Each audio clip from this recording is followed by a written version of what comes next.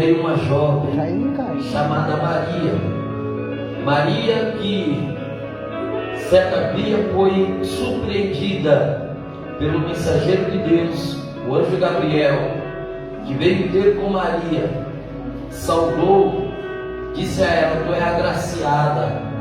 Maria ficou espantada com aquela saudação, e o anjo Gabriel veio trazer uma notícia para Maria. Qual era a notícia? Que no teu ventre estava gerando o Salvador, o Messias, o Cristo, o Filho do Deus vivo. Maria ficou espantada e ela vai olhar para o anjo Gabriel e vai dizer: mas como isso pode acontecer se eu não conheço homem algum? Ainda não fui tomada por esposa.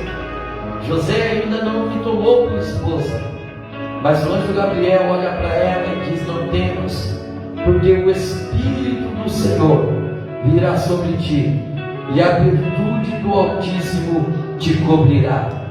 Gabriel vai dizer para Maria que o que está gerando no ventre dela não é da vontade da carne, não é da ordem natural de concepção de homem e mulher, mas o que está no ventre dela é a semente, é o Filho do Deus vivo, cumprindo o que Deus disse lá no Bereshit, quando Deus vai sentenciar a serpente, e Deus vai dizer para ela: da semente da mulher nascerá um varão que irá esmagar a sua cabeça. Aí na lógica humana, alguém vai olhar e vai dizer: parece contraditório essa fala de Deus, quando Deus diz que da semente da mulher ia nascer o varão que esmagaria a cabeça da serpente. Por quê? A mulher não produz a semente. A semente não é da mulher, a semente é do homem. A semente, quem tem a semente é o varão, e a mulher é a terra que vai receber a semente, e ela vai germinar. Então, na lógica humana, parece que é algo contraditório, porque se a mulher não tem a semente, se a semente é do homem, é do varão, como que Deus diz que da semente da mulher vai nascer o varão que vai esmagar a cabeça da serpente? Deus já estava dizendo que esse varão que nasceria, que sairia do ventre de uma mulher, ele não viria da concepção do homem, não vinha das entranhas do homem, mas era o próprio Deus, era o próprio Cristo.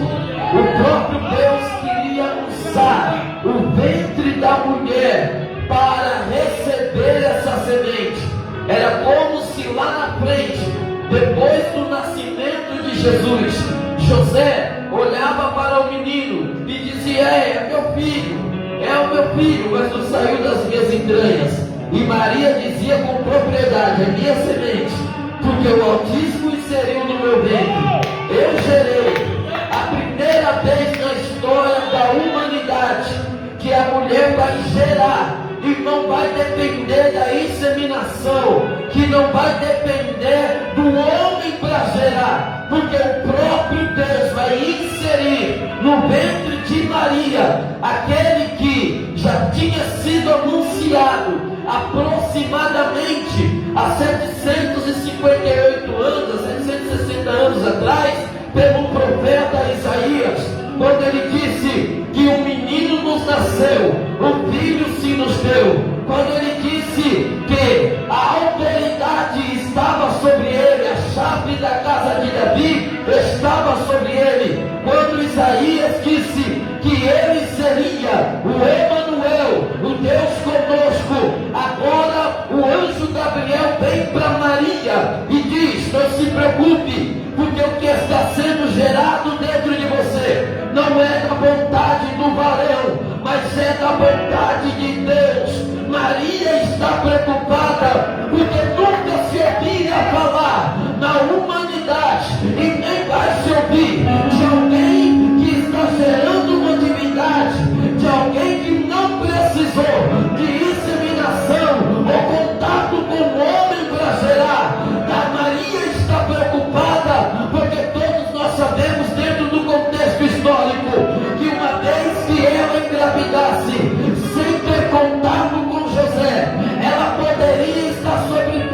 capital poderia ser apedrejada.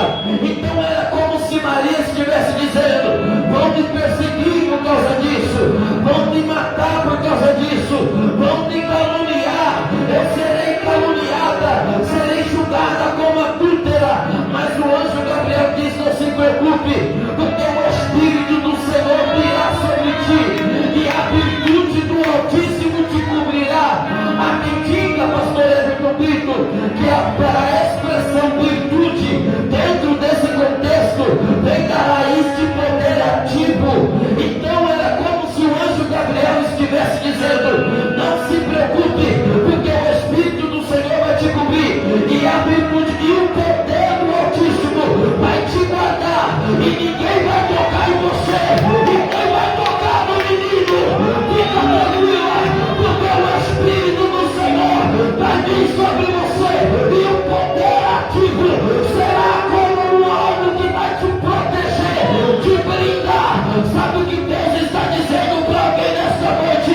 Não se preocupe, primeiro, porque esse projeto, esse sonho que está inserido na tua alma, não nasceu da sua mente, não veio da sua ideologia. Quem inseriu esse projeto dentro de você é o próprio Deus. E Deus manda dizer: fica tranquilo, porque hoje o Espírito Santo, ele te cobre, e o poder de Deus te brinda, nenhum mal vai te tocar. Quem acredita nisso e pode levantar a mão pro céu e dar 3 glórias bem bonito para Jesus. Pura bacala, o tempo passa, deixa eu correr. O menino nasce. Herodes fica sabendo que nasceu o rei dos judeus.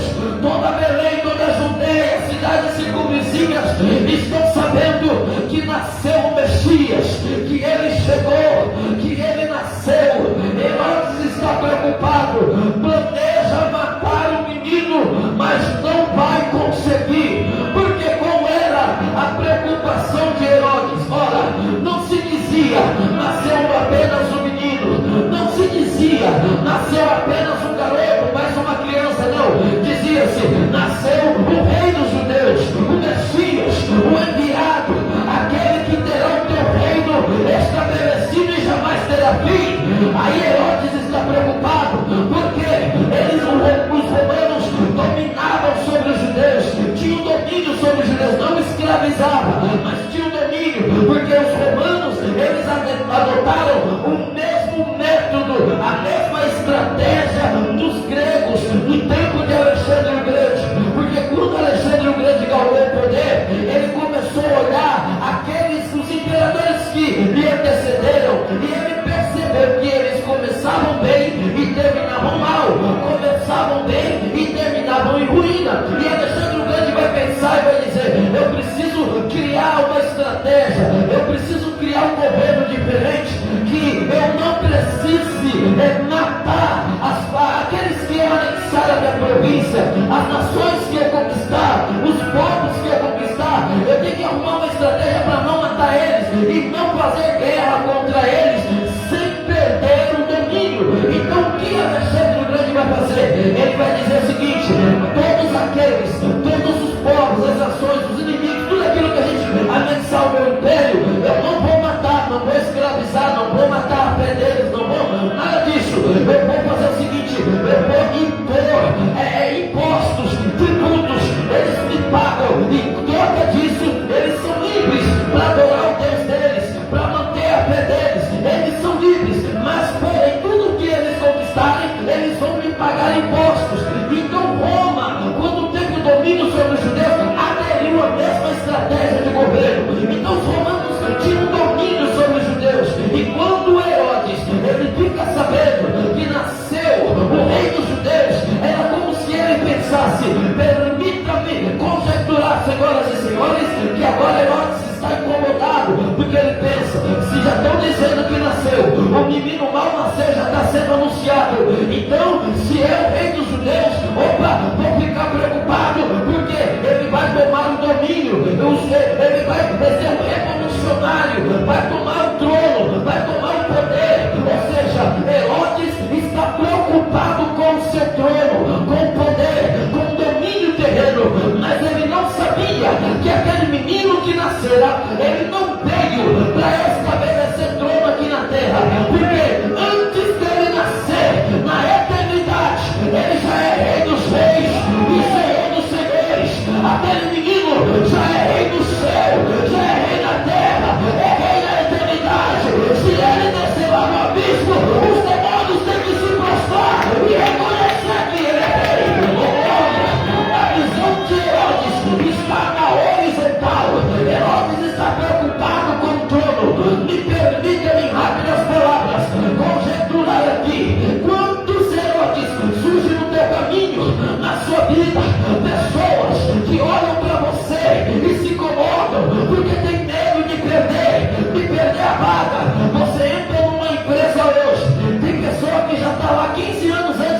você, mas fica incomodado, fica com medo, olha e pensa, vai tomar o meu trono, vai tomar o poder, vai me colocar de escanteio. Me perdoe pela sinceridade, até mesmo dentro do contexto igreja que nós vivemos hoje. Quantos têm a síndrome de Herodes? Briga por uma cadeira, briga por um trono, por uma carteira, por uma credencial, inseguro, tem medo, mas o que eles não sabem é que quando Deus levanta alguém, você não precisa tomar nada de ninguém, porque quem te tira de baixo e coloca em cima é Ele, quem exalta é Ele, quem dá é Ele, quem levanta é Ele, e quem abate também é Ele. Deixa Herodes te perseguir, ele pode te perseguir, mas não vai matar o projeto que Deus tem. Essa é a câmera, e manda aquela peroxúria, que está entendendo isso daí, que pode dar uma rajada de língua estranha embaixo, que pode adorar e glorificar. Mas deixa eu ver para concluir. Nós sabemos todo o contexto. O anjo do Senhor dá a direção para que os pais fogem com o menino, aleluia, mas vamos correr, o menino vai crescendo. Herodes não pôde matar o menino porque ninguém mata o projeto de Deus. Herodes não pôde matar o menino porque aquele menino, ele é o próprio Deus encarnado, aquele que tem a chave, que abre e ninguém fecha, e fecha ninguém abre. É ele que tem o domínio da morte, é ele que tem o poder da vida, é ele. E o menino vai crescendo, segundo a cultura judaica, se não me falha a memória, com aproximadamente de 6 a 7 anos, toda criança na época do sexo masculino é enviada a uma escola rabínica. Por quê? Porque lá ele ia aprender sobre a Torá, o Ataná, lá ele ia aprender tudo sobre o Pentateuco, ele ia aprender tudo sobre a dinastia dos patriarcas, e ia se descobrir se o menino tinha talento para se tornar um rabino, para se tornar um mestre das escrituras, alguém que ia ensinar, alguém que ia falar na sinagoga, porque na sinagoga é diferente do nosso culto, aonde o Espírito Santo conduz o coração de quem está dirigindo o culto, e as oportunidades são dadas aleatoriamente pelo irmão louvar, para contar o testemunho, para falar da palavra. Na sinagoga não, na sinagoga só fala quem é rabino, na sinagoga só fala quem é mestre nas escrituras. Então, com aproximadamente 7 anos de idade, o menino era levado a uma escola rabínica, e lá ele estudava os primeiros 7 anos. Com 14 anos de idade, ele passava pelo primeiro crivo, que eram 2 crivos, até ele se tornar rabino. Com 14 anos de idade, ele passava pelo primeiro crivo, e se fosse aprovado, sendo conhecedor de toda a Torá, de toda a Taná, de todo o Pentateuco, sabendo tudo sobre a dinastia dos patriarcas, sabendo tudo sobre Abé, sobre Adonai, Akadosh, Baruch, ele sendo aprovado, ele passava para a segunda fase, aonde ele ia estudar mais um período até se tornar rabino. Isso acontecia com aproximadamente 14 anos de idade, mas com Jesus foi diferente, porque Jesus tinha 12 anos de idade, quando Maria e José pegam o menino, vão a uma festa dos judeus em Jerusalém. A festa estava tão boa que Maria e José voltaram para casa e esqueceram o menino em Jerusalém. Depois, quando chegaram em casa, deram conta: cadê o menino? Volta no caminho de 2 dias, vamos procurar o menino. Aonde está o menino? Chega em Jerusalém, começa a procurar o menino. Alguém diz: ele está lá no templo, ele foi visto lá no templo.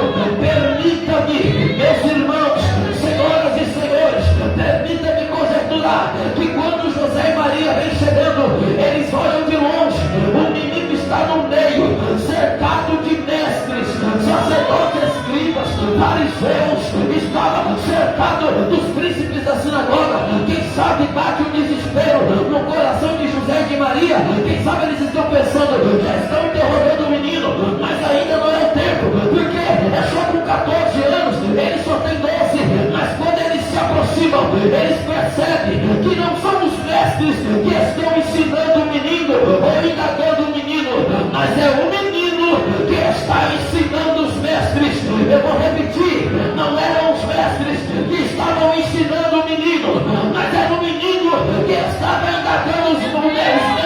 eles ficavam assustados, olhando para aquele menino, perguntando um ao outro de onde veio tal sabedoria. O que eles não sabiam é que aquele menino era o próprio Verbo de Deus encarnado. Aquele menino era a própria palavra. Aquele menino era aquele que João disse: no princípio ele era o Verbo, e o Verbo era Deus, mas ele se fez carne e habitou entre nós. Ele era o próprio Verbo encarnado de Deus na terra, e ele está aqui. Alguém pode adorar o nome dele? Alguém pode glorificar o nome dele? Ele é a própria palavra. Jesus é a própria palavra. Por isso que um dia ele disse: se queres me conhecer, examine as Escrituras, porque elas testificam de mim. É por isso que eu digo: a palavra ainda renova, a palavra ainda cura, a palavra ainda liberta, a palavra ainda transforma. Deixa eu ver se tem alguém que acredita. Alguém aqui hoje está sendo curado pelo poder da palavra. Alguém está sendo retomado pelo poder da palavra. Alguém está sendo tocado pelo poder da palavra. Cadê você que vai glorificar a Deus? Glorificar a Deus, para correr e chegar no texto. Observa que depois Jesus vai aparecer lá no Jordão com aproximadamente 30 anos de idade para ser batizado por João. Alguns historiadores dizem que esse período em que a nossa Bíblia oculta acerca de Jesus é o período em que ele volta para a escola rabínica. Agora olhe para mim: Jesus sendo o Verbo encarnado, a própria palavra, ele precisava sentar para estudar? Ele precisava sentar, ele sendo Deus, ele precisava sentar para ouvir de um simples mortal acerca do Pai? Então por que Jesus cumpriu?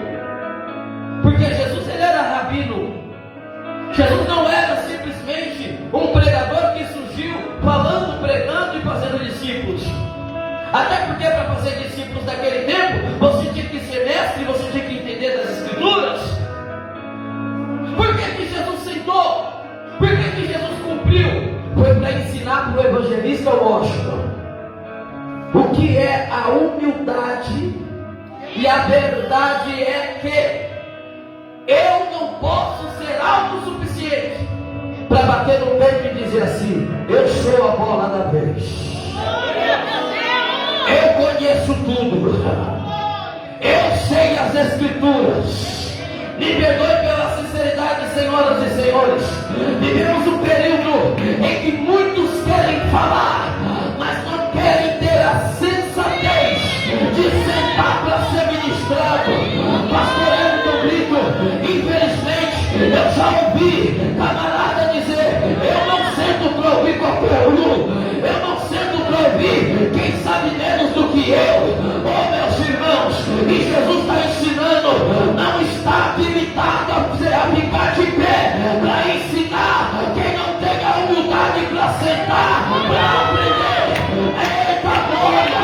O problema aqui hoje é que o camarada ele assiste um vídeo de pregação, ele copia e já sai pregando, ele faz um meia-boca lá na internet, faz uma pesquisa, não conhece nem a ponte e já sai pregando, bate no peito e diz: pastor, não manda de mim, é meu ministério, eu vou onde eu quero, eu prego a hora que eu quero, eu saio a hora que eu quero. E Jesus está ensinando: se ele sendo o maior rabino de toda a história, eu quero acreditar e quero conjecturar que quando o professor queria falar alguma coisa com toda a educação, Jesus se manifestava e dizia: posso dizer, senhor? O doutor, posso falar, professor? E o professor: diga, Jesus. Aí Jesus começava a falar. Jesus era aquele aluno na sala de aula que todo mundo queria estar perto dele para passar na prova.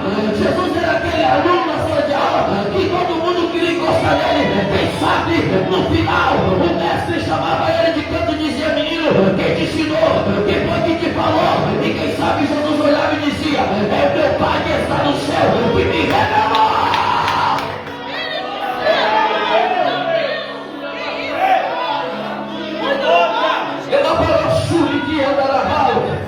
Depois do Jordão lá vem Jesus, aleluia, fazendo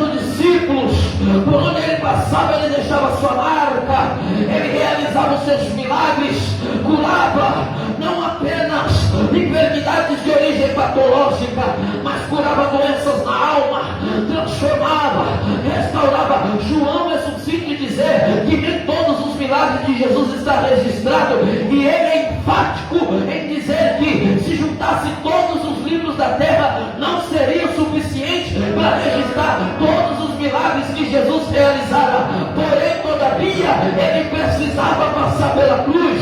A missão era o Calvário.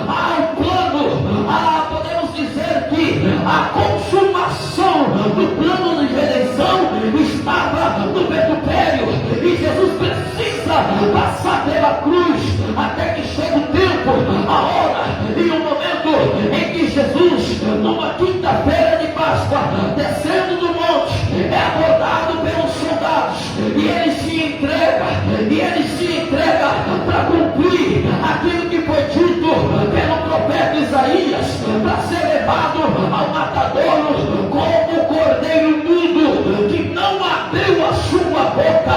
Na sexta-feira de Páscoa, numa rua estreitinha de Jerusalém, conhecida como a Via Dolorosa, lá está Jesus, carregando a estaca de uma cruz, todo ensanguentado, com uma coroa de espinho cravada na sua fronte. Alguns historiadores vão dizer que cada pisada de Jesus era uma poça de sangue que ficava para trás. Lucas é enfático em dizer que uma multidão de pessoas o seguia, o espraguejava, o amaldiçoava e gritavam: crucificam ele, matem ele, aquele que só fez o bem, aquele que só pregou a paz, aquele que ensinou o caminho da reconciliação. Mas ele é cordeiro e ele precisa passar pela cruz, derramar o teu sangue para nos remir dos nossos pecados, para nos dar garantia da vida eterna. Eita glória! Estamos aqui, não é por mérito, não há meritocracia em nós para dizer que estamos aqui porque um dia decidimos deixar de pecar e seguir o Evangelho. Não, estamos aqui por causa da cruz, por causa do sangue, por causa do sacrifício. É esse sangue que não está mais na cruz, mas ele ainda purifica, mas ele ainda salva, mas ele ainda salva, mas ele ainda salva. Dá para glorificar o nome dele, dá para adorar.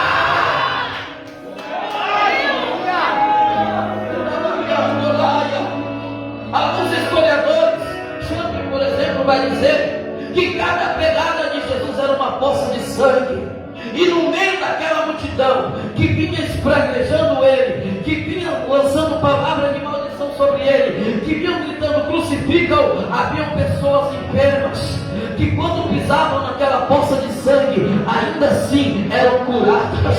Aleluia! Para se cumprir o que foi dito pelo profeta Isaías, que pelas suas pisaduras nós fomos sarados. Meu Deus! Glória a minha! Obrigado, Jesus. Ele é levado à cruz, ele é crucificado. Não dá tempo de ir mais além.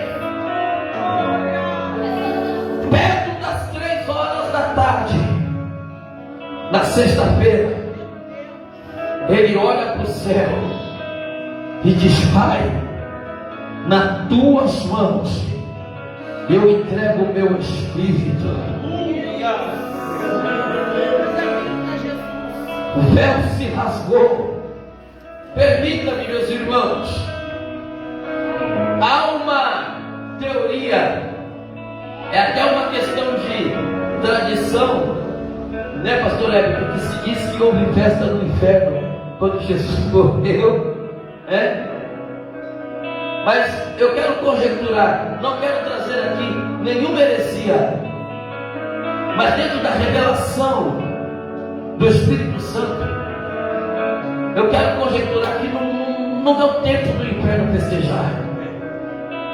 Não houve festa. Primeiro, porque quando Jesus olha para o céu, quando ele clama lá na cruz dizendo: está consumado, e ele diz: Pai, nas tuas mãos eu entrego o meu espírito, ali foi o desespero do diabo. Porque até no último segundo o diabo lutou para chegasse, para que o plano da salvação não fosse concluído. Jesus não podia, para a morte ter domínio e vitória sobre Jesus, Jesus não podia chegar na cruz, morrer sem pecado. E isso o diabo vai fazer desde o princípio. Por exemplo, quando Jesus ainda morava com seus familiares, e está acontecendo em Jerusalém a festa dos tabernáculos, e está todo mundo subindo para Jerusalém. Os irmãos de Jesus veio para ele e já se questionava, porque muitos não criam que ele era o Cristo, e já se questionava acerca da sua divindade. Então os irmãos de Jesus oraram para Jesus dizendo assim: essa é a oportunidade, está acontecendo a festa dos tabernáculos, sobe lá, se tu és o Cristo, vai lá e faz um milagre em público, mostra para todo mundo que era o próprio diabo falando na boca dos seus irmãos. Porque não era fácil ser irmão de Jesus, não, meu irmão. Não era fácil ser irmão de Jesus. Por quê?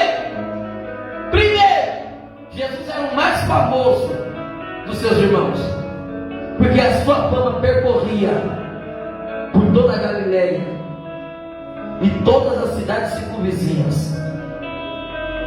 Segundo, Jesus era o centro das atenções. Por quê? Tinham aqueles que falavam mal porque não acreditavam na sua divindade e diziam: ele é um impostor. E tinha outros que falavam bem. Aí é aquele velho ditado, pastora: fale mal ou fale bem, mas fale de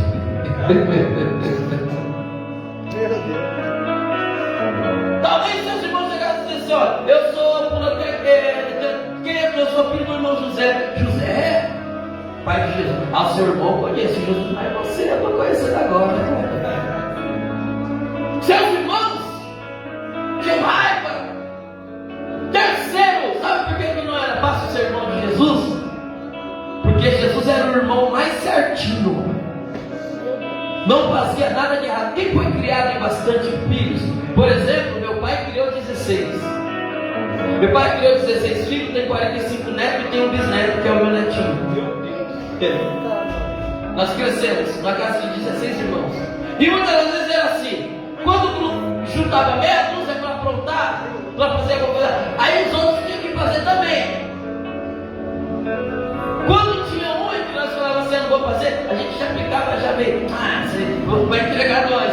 Da outra vez que a gente saía, a gente já não queria levar aquele, porque aquele lá ia entregar nós. Aí minha mãe, quando ia dar uma surra, era 16 filhos, imagina. Quando ela ia chamar para dar surra, ela esquecia o nome. Ela falava: então faz a fila, aqui apanha todo mundo. Quem não deve já fica de crédito na casa. Jesus era o irmão mais certinho. Os seus irmãos tinham a raiva dele. Seus irmãos tinham inveja dele, diziam para ele: vai lá, sobe em Jerusalém. Desde aí o diabo vem tentando atrapalhar, persuadir Jesus a errar, a pecar, para que não fosse consumado o plano de salvação. Não precisa ir muito longe. No capítulo 4, todo mundo sabe, Lucas 4, a tentação de Jesus. Então, quando lá na cruz Jesus fala: está consumado, Pai, na tua mão eu entrego o meu espírito, o inferno entra em desespero. O diabo entra em desespero, porque ele não pecou. O plano de redenção deu certo. Eita glória. Aí para encerrar, só uma conjectura. Quem sabe o diabo convoca uma reunião. O diabo, o pecado, a morte e o inferno. Por quê? O diabo induz o homem a pecar. Uma vez que o homem peca e ele morre no pecado, lhe resta a condenação eterna. Uma vez que o homem peca, o salário do pecado é a. Uma vez que o homem morre no pecado, resta a condenação eterna, que é o I. Pode falar assim mesmo, irmão, que nós não vamos para lá não, em nome de Jesus. O diabo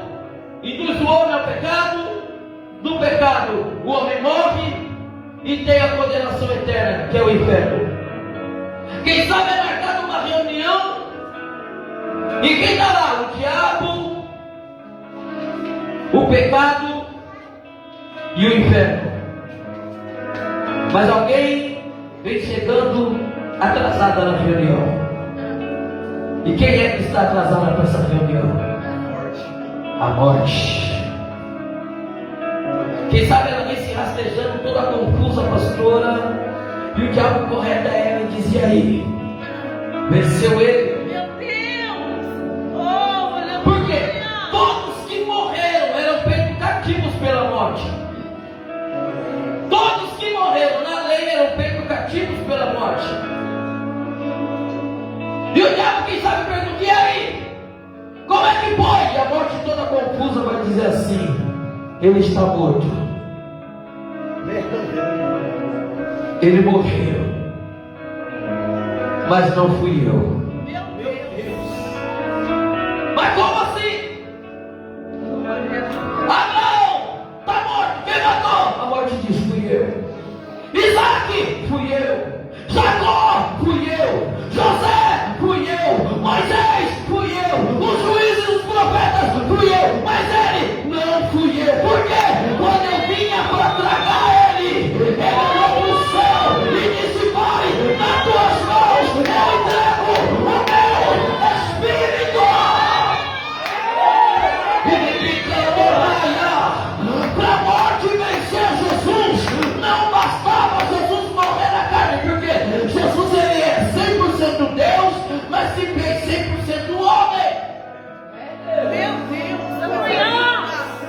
Às vezes nós temos o costume de dizer que Jesus ele era 100% Deus e era 100% homem. Não é que ele era 100% homem. Ele se fez. Porque a expressão é, que é da mesma aplicação de ser, indica algo que desde a sua origem ele é. Por exemplo, essa Bíblia é uma Bíblia. Se ela pudesse dizer, ela ia dizer: eu sou, ser, é uma Bíblia. Por quê? Desde a sua existência, ela foi criada para ser Bíblia. Ela nunca foi uma caixinha de sapato e virou uma Bíblia. Ela é Bíblia desde a sua existência. Então, para afirmar que Jesus era 100% homem, eu estou dizendo: ele é carne, homem, desde o princípio. E João vai dizer que não, que no princípio ele era o Verbo, e o Verbo era Deus, mas ele se fez. Aleluia! Aleluia! Meu Deus! Aleluia! Se fez carne, se desprendeu de toda a sua glória, se fez homem e desceu para resgatar a igreja. Como carne, ele morreu, mas para a morte ter vitória sobre Jesus, ela tem que vencer Jesus na sua divindade. E ela não venceu Jesus, porque Jesus não pecou. E eu encerro dando a última explicação. Olha para cá. Por que a morte não venceu Jesus? Porque o que é a morte? A morte nada mais é do que uma porta de saída para quem está no mundo físico para o mundo abstrato, para a eternidade, ok? Exceto Elias, que foi arrebatado, Enoque, né, meu pastor? Que saíram do plano físico e não passaram por essa porta, mas eles vão voltar ainda, né, meu pastor?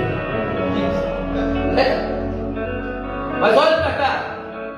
Se Jesus não vier buscar a igreja daqui 150 anos, todos nós aqui, para sair do mundo físico para a eternidade, olha isso aqui, nós vamos ter que sair por essa porta chamada morte. Todos.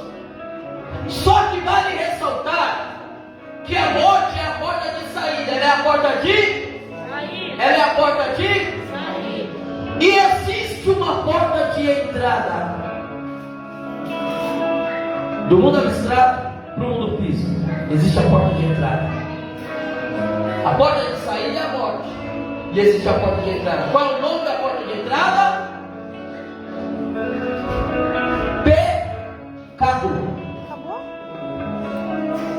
Quando o salmista escreveu lá no Salmo 51, dizendo: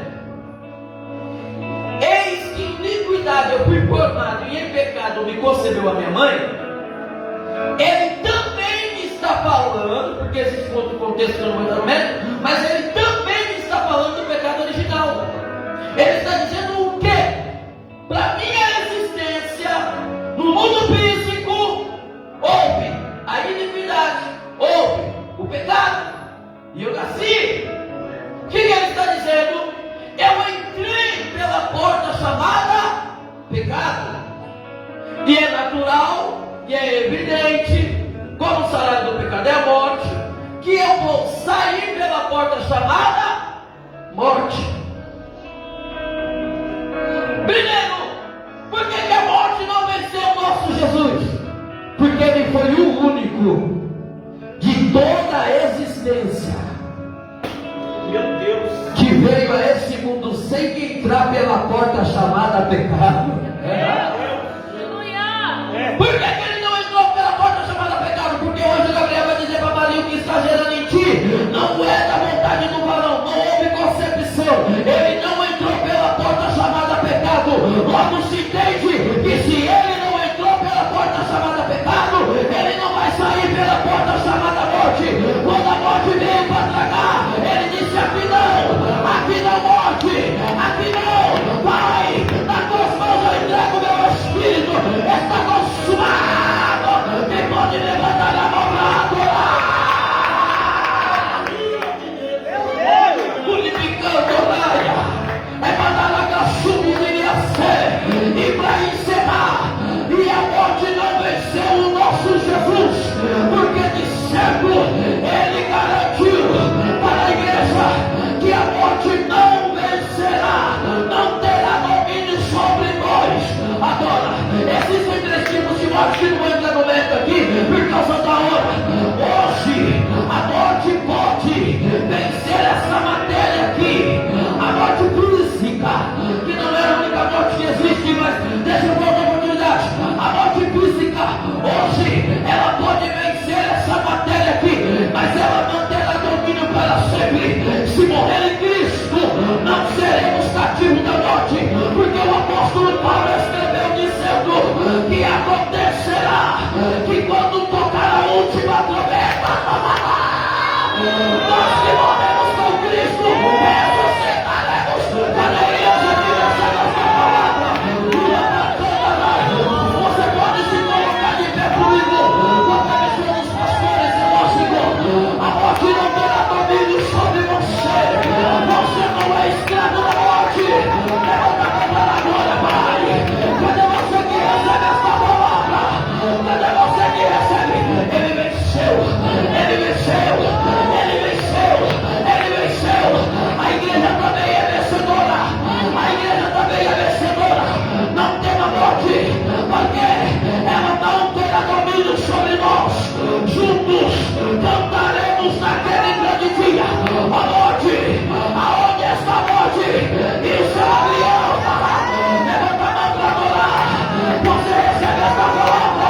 Só quem crê que o Cristo ressurreto é o Deus desta igreja. Adora!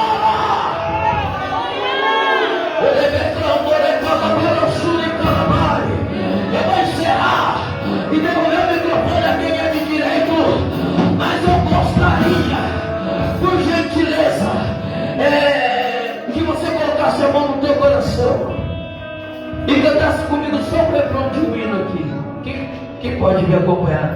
Meu Deus. Tá aí. Espírito Santo, aleluia. Aleluia! Vai dando glória. Só o refrão de um hino. Vem aqui, varão, antes de você tocar essa guitarra, vem aqui.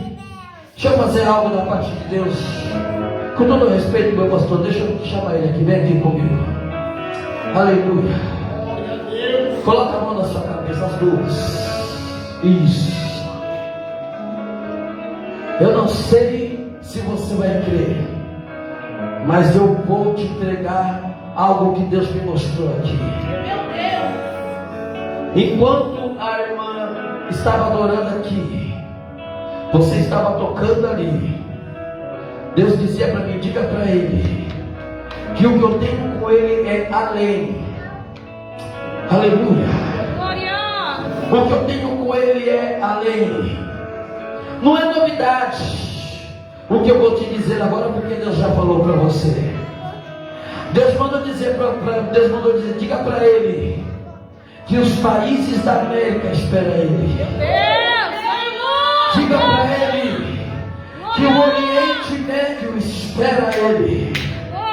Urabacandorai, aqui é o começo. Faça com excelência hoje. Sirva com excelência. Porque quando Deus te levar, você vai ter história para contar.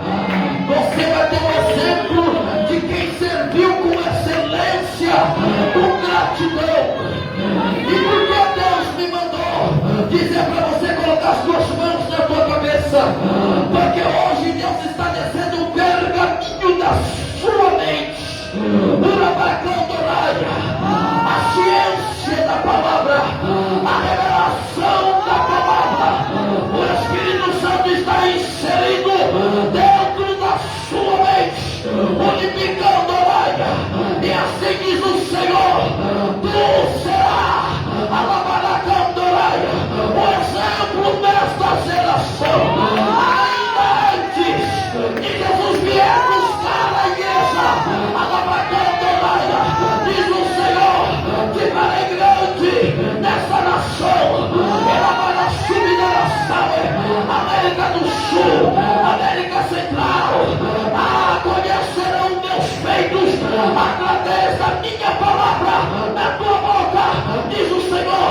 Porém, sirva com excelência, faça o teu melhor hoje, porque muito em breve eu abacandoraia, te levarei do norte ao sul, do leste ao oeste. Assim diz o Senhor. Quem tem glória para Deus aí, agora.